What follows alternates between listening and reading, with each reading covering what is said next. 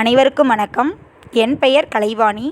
புதுக்கோட்டை மாவட்டம் அன்னவாசல் ஒன்றியம் ஊராட்சி ஒன்றிய தொடக்கப்பள்ளி நிலையப்பட்டியில் நான் இடைநிலை ஆசிரியராக பணியாற்றி வருகிறேன். சரியான நேரத்தில் சரியான ஈவெண்ட். ஆமாங்க, புத்தக தேனீக்கள் புக் பீஸ் ஈவெண்ட்டை பற்றி தான் சொல்கிறேன்.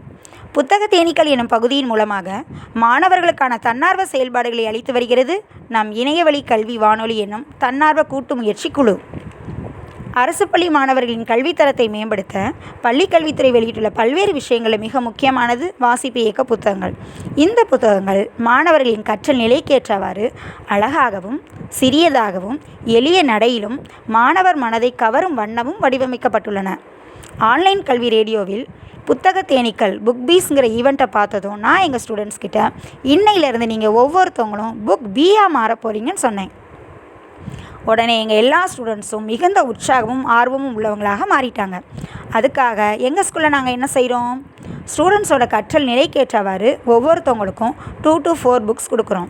அவங்க library period, lunch break, free time, class works முடிச்சுட்டு அவங்களுக்கு கிடைக்கிற எக்ஸ்ட்ரா டைம் இந்த மாதிரி நேரங்களில் இந்த புத்தகங்களை படிக்கிறாங்க.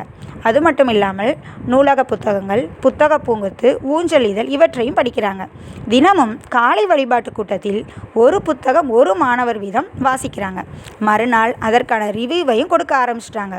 இதனால் எழுத்துக்கூட்டி படிக்கிற ஸ்டூடெண்ட்ஸ் இப்போது சரளமாக படிக்க ஆரம்பிச்சிட்டாங்க. சரளமாக படிக்கிறவங்க விரைவாகவும் புரிஞ்சு படிக்கவும் ஆரம்பிக்கிறாங்க. இன்னும் சொல்லப்போனால் மதிய நேரத்தில் எங்களை சுற்றி மாணவர்கள் எல்லாரும் புக் பீஸாகவே வலம் வந்துட்டுருக்காங்க.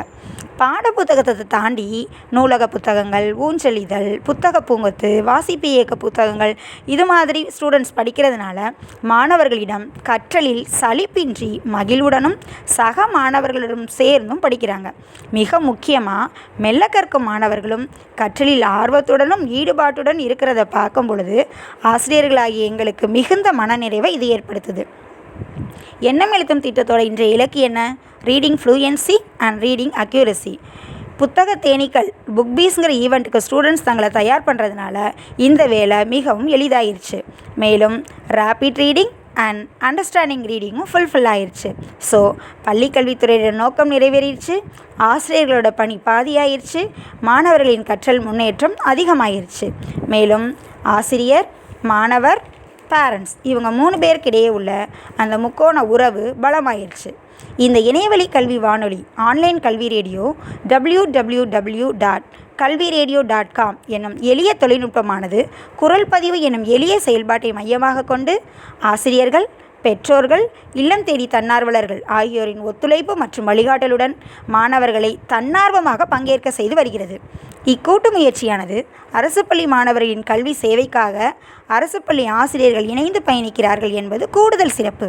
இக்கூட்டு முயற்சிக்கு கல்வி அலுவலர்கள் பலரும் ஆதரவும் பாராட்டும் தெரிவித்து வருவது இக்கூட்டு முயற்சிக்கு கிடைத்துள்ள மிகப்பெரிய பலம். So thank you so much for online கல்வி ரேடியோ அண்ட் கார்த்திக் சார். மிக்க நன்றி.